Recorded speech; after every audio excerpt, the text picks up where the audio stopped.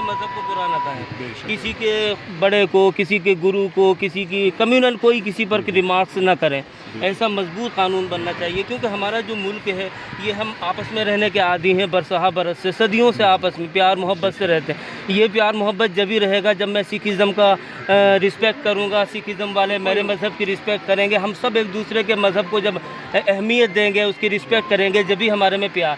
तो आज पूरी जनता यही अपना लेकर आपके पास आई है कि आपके माध्यम से हम गवर्नमेंट ऑफ इंडिया को अप्रोच करें। और जी सर, आप अपना नोट जरूर है नाल लगा के भेजियो। We demand immediate arrest of Nupur Sharma and जी, क्योंकि ये छोटा मांग पत्र है जी, ਇਹਦੇ ਤੇ ਮੈਂ ਕੁਝ ਨਹੀਂ ਐਡ ਕਰ सर ਤੁਸੀਂ ਇਹਦੇ 'ਚ ਐਡ ਕਰ ਸਕਦੇ ਹੋ ਵੀ ਇੰਨੀ ਆਵਾਮ ਇਹਨੂੰ ਆ ਕੇ ਦੇਖੀ ਗਈ ਹੈ। ਜਸਟ ਇਹ ਨੋਟ ਕਾਈਂਡਲੀ ਉਹ ਜਿਹੜਾ ਫਾਰਵਰਡ ਕਰ ਦਾਂਗੇ। ਵੈਸੇ ਵੀ ਤੁਹਾਡਾ ਜਿਹੜਾ ਪ੍ਰੈਸ ਸਾਰੀ ਕਵਰੇਜ ਹੈਗੀ ਹੈ ਉਹਦਾ ਇਹਦੇ ਨੋਟ ਇਹ ਵੀ ਇੰਨੇ ਬੰਦੇ ਦੀ ਹਾਜ਼ਰੀ ਦੇ ਵਿੱਚ ਇੱਕ ਸਰ ਹੋਰ ਅਸੀਂ ਇੱਕ ਇਹ ਚਾਹੁੰਦੇ ਆ ਵੀ ਮਲੇਰਕੋਟਲਾ ਦੇ ਲੋਕਾਂ ਦੀ ਧਾਰਮਿਕ ਭਾਵਨਾ ਭੜਕੀਆਂ ਨੇ, ਉਰੇ ਮਲੇਰਕੋਟਲਾ ਵੀ ਅਲੱਗ FIR ਹੋਵੇ ਔਰ ਅਲੱਗ ਉਹਦੀ ਉਰੇ ਅਰੈਸਟ ਪਵੇ। ਦਿੱਤੀ ਹੋਈ ਹੈ ਥਾਣੇ ਦੇ ਵਿੱਚ ਹੋਊਗਾ। ਹਾਂਜੀ ਹਾਂਜੀ, ਥਾਣੇ ਇਹੀ ਮੈਮੋਰੈਂਡਮ ਕੰਪਲੇਂਟ ਹੀ ਹੈ ਜੀ। ਇਹ ਬਣਾਈ ਹੋਈ ਹੈ ਇਹਦੇ 'ਚ ਪਰਚਾ ਅਲੱਗ FIR ਹੋਣੀ ਚਾਹੀਦੀ ਉਰੇ। ਨਾਰੇ ਤਕਬੀਰ,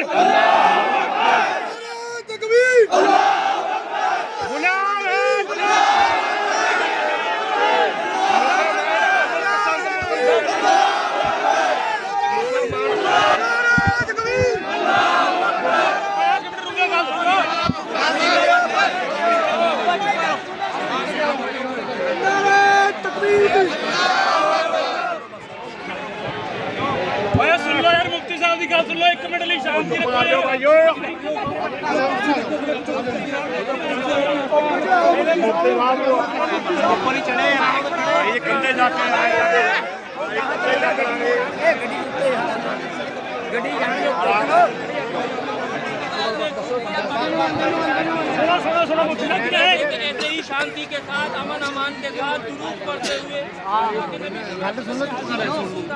आराम से जाएं। रास्ते में ज़्यादा भीड़ भाड़ न करें, अपने घरों को जाएं और आइंदा से ये अज़्म इरादा करें कि अल्लाह के नबी की सीरत के मुताबिक ज़िंदगी गुजारेंगे, तरीक़े के मुताबिक गुजरेगा। अल्लाह ताला धूप में आपकी इस कोशिश को कबूल फरमाए।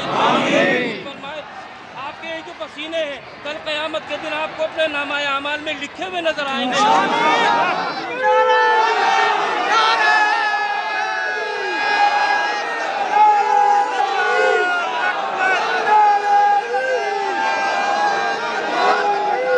मुफ्ती साहब, आज जो है बड़ा तगड़ा एहतजाज हुआ है और जो नबी पाक क्या कहेंगे इस मौके पे आप? अल्लाह के नबी सल्लल्लाहु अलैहि वसल्लम की ज़ात एक मुसलमान के लिए अपनी ज़ात से बढ़कर है। अगर आप सल्लल्लाहु अलैहि वसल्लम के बारे में कोई नाज़ेबा कलमा कहा जाता है तो ये एक मुसलमान के लिए इंतहाई दर्जे की बात होती है। हमारे मुल्क के अंदर आए दिन ऐसे वाक़यात होते रहते हैं जब अल्लाह के नबी सल्लल्लाहु अलैहि वसल्लम को या अल्लाह को या हमारे मज़हब से जुड़ी हुई किसी बात को कोई भी नासमझ आदमी, कम अक़ल आदमी निशाना बनाता है। अभी रिसेंटली भी ऐसे ही कुछ वाक़यात हुए हैं जिस पर गवर्नमेंट ने कुछ एक्शन लिया है, FIR दर्ज हुई है, पार्टी से बर्खास्त किया गया है। लेकिन इस गैदरिंग का मुतालबा ये है कि सज़ा होनी चाहिए, बग़ैर सज़ा के ये सिलसिला रुकेगा नहीं। और उससे बड़ा हमारा एक मकसद ये है कि एक क़ानून बनाया जाए, ऐसा क़ानून जिस क़ानून के तहत तमाम मज़ाहिब वालों को अपनी रिलीजियस टॉपिक्स पर सेफ्टी प्रोवाइड हो, यानी उनको महसूस हो कि हमें हमारे मज़हब के ताल्लुक़ से निशाना नहीं बनाया जाएगा, हमारे नबी को, पैगंबर को, गुरु को, हमारी मजहबी किताब को या हमारे मज़हब के किसी भी शिआर और अलामत को गलत अंदाज से निशाना नहीं बनाया जाएगा। अगर ऐसा कानून बनेगा तो यकीनी तौर पर यह कानून सिर्फ मुसलमानों के लिए नहीं, हिंदुस्तान के अंदर रहने वाली सारी कम्युनिटीज़ के लिए, सारे मज़ाहिब के मानने वालों के लिए एक अच्छी चीज़ होगी। और इसका बहुत दिनों से मुतालबा है। रिसेंटली चूँकि इस तरह के एक्सीडेंट बहुत ज़्यादा बढ़ गए हैं, इस वजह से इस मुतालबे के अंदर और ज़्यादा क़ुव्वत आ गई है। गवर्नमेंट जहाँ पर बहुत से क़वानीन बनाती है यहाँ के रहने वाले लोगों के लिए, उनके नफ़े के लिए, फ़ायदे के लिए, इससे बढ़कर क्या हो सकता है कि उनको मज़हब के एतबार से एक सेफ्टी प्रोवाइड हो। इस सिलसिले में क़ानून बनाने में क्यों देरी की जाती है। और पंजाब के अंदर या हिंदुस्तान के अंदर कम्युनल जो भी कुछ होता है वो गलत होता है, जिससे हमारी मुल्क की सलामती को ख़तरा होता है। ये गैदरिंग इस बात का मुतालबा करती है कि गवर्नमेंट ऐसे इक़दाम करे कि आइंदा इस तरह की चीज़ें रिपीट ना हो। देखो जो असल हालात ने वो मंग पत्रों तो कितने ज़्यादा ਜਿਹੜੇ ਇਹਨਾਂ ਨੇ ਹਾਲਾਤ ਖਰਾਬ ਕੀਤੇ ਹੋਏ ਨੇ। ਆਏ ਦਿਨ ਕਿਸੇ ਨਾ ਕਿਸੇ ਤਰੀਕੇ ਦੇ ਨਾਲ ਮੁਸਲਮਾਨਾਂ ਨੂੰ ਟਾਰਗੇਟ ਕੀਤਾ ਜਾ ਰਿਹਾ। ਜਿਵੇਂ ਅਸੀਂ ਇੱਥੇ ਦੇ ਬਸ਼ਿੰਦੇ ਨਾ ਹੋਈਏ, ਇੱਥੇ ਪੈਦਾ ਨਾ ਹੋਏ ਸਾਡੇ ਬਜ਼ੁਰਗਾਂ ਦਾ ਖੂਨ ਇਸ ਦੀ ਆਜ਼ਾਦੀ ਦੇ ਵਿੱਚ, ਇਸ ਦੀ ਮਿੱਟੀ ਦੇ ਵਿੱਚ ਸ਼ਾਮਲ ਨਾ ਹੋਵੇ, ਸਾਡੇ ਨਾਲ ਇਸ ਤਰੀਕੇ ਦਾ ਵਤੀਰਾ ਕੀਤਾ ਜਾ ਰਿਹਾ, ਜੋ ਕਿ ਬਿਲਕੁਲ ਗਲਤ ਬਾਤ ਹੈ। ਅਫਸੋਸ ਦੀ ਗੱਲ ਇਹ ਹੈ ਕਿ ਜੋ ਨੂਪੁਰ ਸ਼ਰਮਾ ਨੇ ਜੋ ਨਾਜ਼ੇਬਾ ਅਲਫਾਜ਼ ਅੱਲਾ ਦੇ ਨਬੀ ਹਜ਼ੂਰ ਪਾਕ ਸੱਲੱਲਾਹੁ ਅਲੈहि ਵਸੱਲਮ ਦੀ ਸ਼ਾਨ ਦੇ ਖਿਲਾਫ ਉਹਨੇ ਵਰਤੇ ਨੇ, ਗੁਸਤਾਖੀ ਕੀਤੀ ਹੈ, ਉਹਦੇ ਤੇ ਜਦੋਂ ਅਰਬ ਮੁਲਕ ਉੱਠੇ ਨੇ, ਸੌਰੀ ਮੇਰੀ ਥੋੜੀ ਤਬੀਅਤ ਉਹ ਹੈ, ਅਰਬ ਮੁਲਕ ਜਦੋਂ ਉੱਠੇ ਨੇ ਉਸ ਤੋਂ ਬਾਅਦ ਕਾਰਵਾਈ ਕੀਤੀ ਗਈ ਹੈ, ਮਗਰ ਉਹ ਕਾਰਵਾਈ ਬੀਜੇਪੀ ਨੇ ਕੀਤੀ ਹੈ। ਅਫਸੋਸ ਦੀ ਗੱਲ ਇੱਥੇ ਦੇ ਸਰਕਾਰ ਨੇ ਨਹੀਂ ਹਾਲੇ ਤੱਕ ਕੀਤੀ ਹੈ। ਬੀਜੇਪੀ ਨੂੰ ਐਕਸਪੈਲ ਕਰਤਾ, ਆਪਣੇ ਜਿਹੜਾ ਸਪੋਕਸ ਪਰਸਨ ਉਹਨੂੰ ਬਣਾਇਆ ਹੋਇਆ ਸੀ ਉਹਦੇ ਤੋਂ ਉਹਨੂੰ ਕੱਢਤਾ। ਠੀਕ ਹੈ, ਉਹ ਪਾਰਟੀ ਨੇ ਕੱਢਿਆ।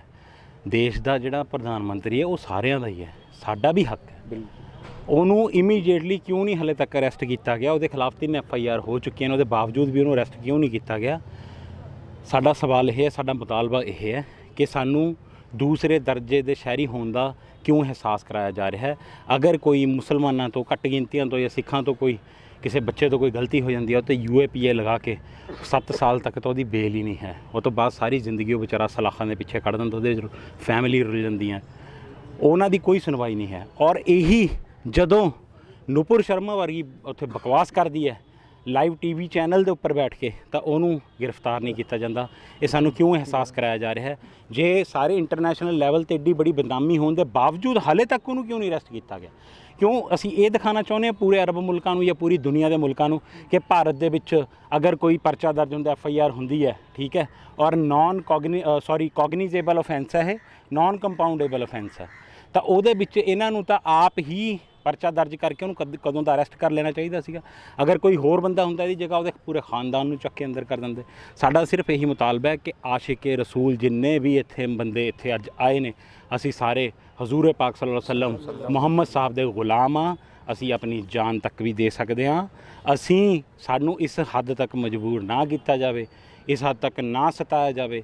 ਅਸੀਂ ਇਸ ਸੜਕਾਂ ਦੇ ਉੱਪਰ ਉਤਰੇ ਹਾਂ, ਮਗਰ ਜਿੱਥੇ ਕਿਤੇ ਜਾਨ ਦੇਣ ਦੀ ਉਹ ਹੋਈ ਤਾਂ ਇਨਸ਼ਾ ਅੱਲਾਹ ਤਾਲਾ ਆ ਗਰਦਨਾਂ ਇਹ ਸੜਕਾਂ ਦੇ ਉੱਪਰ ਵੀ ਪਈਆਂ ਹੋਣਗੀਆਂ। ਐਕਟ ਦੇ ਨਾਲ ਜਿਹੜਾ ਹੈਗਾ ਇੰਟਰਨੈਸ਼ਨਲ ਲੈਵਲ ਦੇ ਉੱਪਰ ਇੱਕ ਡਿਫੇਮ ਹੋਇਆ ਕੰਟਰੀ, ਤੁਹਾਨੂੰ ਕੀ ਲੱਗਦਾ ਵੀ ਕਿੰਨਾ ਕੁ ਡਿਫੇਮ? ਅਸੀਂ ਕਹਿੰਦੇ ਹਾਂ ਵੀ ਕਿਉਂ ਮੁਲਕ ਦੀ ਵੀ ਬੇਅਸੀ, ਇਹਦਾ ਮਤਲਬ ਹੈ ਮੁਸਲਮਾਨ ਤਾਂ ਫਿਰ ਜ਼ਿਆਦਾ ਮੁਹੱਬਤ ਕਰਦਾ ਮੁਲਕ ਨੂੰ।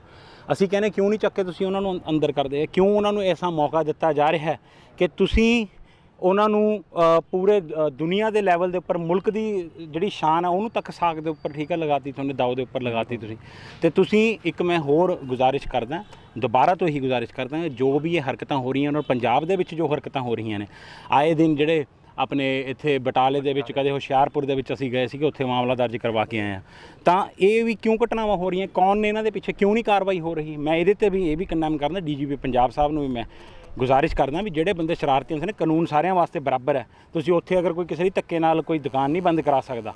ਅਗਰ ਕੋਈ ਮੁਸਲਮਾਨ ਬੱਚਾ, ਅਗਰ ਕਿਸੇ ਨੇ ਜਿਵੇਂ ਐਲੀਗੇਸ਼ਨ ਲਾ ਦੇਣ ਕਿਸੇ ਨੇ ਗਲਤੀ ਕੀਤੀ, ਉਹਦਾ ਪਰਚਾ ਦੇ ਕੇ ਉਹਨੂੰ ਅੰਦਰ ਕਰੋ।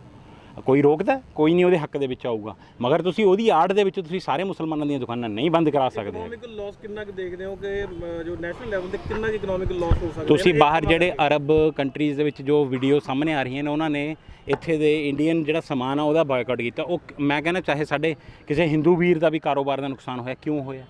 ਚੰਦ ਬੰਦਿਆਂ ਦੇ ਕਰਕੇ। ਮੈਂ ਕਹਿੰਦਾ ਕਿਉਂ ਸਾਰੀ ਕਮਿਊਨਿਟੀ ਸਫਰ ਕਰੇ? ਸਾਡੇ ਕਿੰਨੇ ਗੈਰ ਮੁਸਲਿਮ ਭਰਾ ਦੁਬਈ ਦੇ ਵਿੱਚ ਬੈਠੇ ਨੇ, ਹੋਰ ਅਰਬ ਕੰਟਰੀਜ਼ ਦੇ ਵਿੱਚ ਇੱਥੋਂ ਮਜ਼ਦੂਰੀ ਕਰਨ ਗਏ ਹੋਏ ਨੇ। ਤੁਸੀਂ ਯਾਰ ਉਹਨਾਂ ਦੀਆਂ ਜ਼ਿੰਦਗੀਆਂ ਵੀ, ਤੁਸੀਂ ਯਾਰ ਉਹਨਾਂ ਦੇ ਫਿਊਚਰ ਵੀ ਦਾਅ 'ਤੇ ਲਗਾਤੇ, ਆਪਣੀ ਬਕਵਾਸ ਵਾਸਤੇ, ਆਪਣੇ ਗੰਦੀ ਰਾਜਨੀਤੀ ਵਾਸਤੇ, ਆਪਣੀ ਜ਼ਹਿਰ ਵਾਸਤੇ। ਮੈਂ ਕਹੂੰਗਾ ਤੁਸੀਂ ਇਮੀਡੀਏਟਲੀ, ਮੈਂ ਤਾਂ ਸਰਕਾਰ ਨੂੰ ਇਹੀ ਅਪੀਲ ਕਰਦਾ ਕਿ ਤੁਸੀਂ ਉਹਨੂੰ ਗੁਸਤਾਖ ਔਰਤ ਨੂੰ ਫੜ ਕੇ ਅੰਦਰ ਕਰੋ ਔਰ ਨਾਲ ਨਵੀਨ ਜਿੰਦਲ ਔਰ ਜਿੰਨੇ ਵੀ ਬੰਦੇ ਐਸੇ ਜ਼ਹਿਨੀਅਤ ਰੱਖਦੇ ਨੇ ਔਰ ਐਸੇ ਬਿਆਨ ਦਿੰਦੇ ਨੇ ਤਾਂ ਉਹਨਾਂ ਨੂੰ ਸਾਰਿਆਂ ਨੂੰ ਚੱਕ ਕੇ ਅੰਦਰ ਕਰੋ। ਔਰ ਅਗਰ ਨਹੀਂ ਕਰਦੇ, ਅੱਜ ਇhtਜਾਜ ਕੀਤਾ, ਹਰ ਮੁਸਲਮਾਨ ਆਪਣੀਆਂ ਅਸੀਂ ਗਰਦਨਾਂ ਕਟਾਉਣ ਨੂੰ ਵੀ ਤਿਆਰ ਹਾਂ ਇਨਸ਼ਾਅੱਲਾ। ਅਸੀਂ ਕਿਸੇ ਵੀ ਕੀਮਤ ਕੋਈ ਵੀ ਕੁਰਬਾਨੀ ਦੇਣ ਨੂੰ ਅਸੀਂ ਤਿਆਰ ਹਾਂ। ਹਾਂਜੀ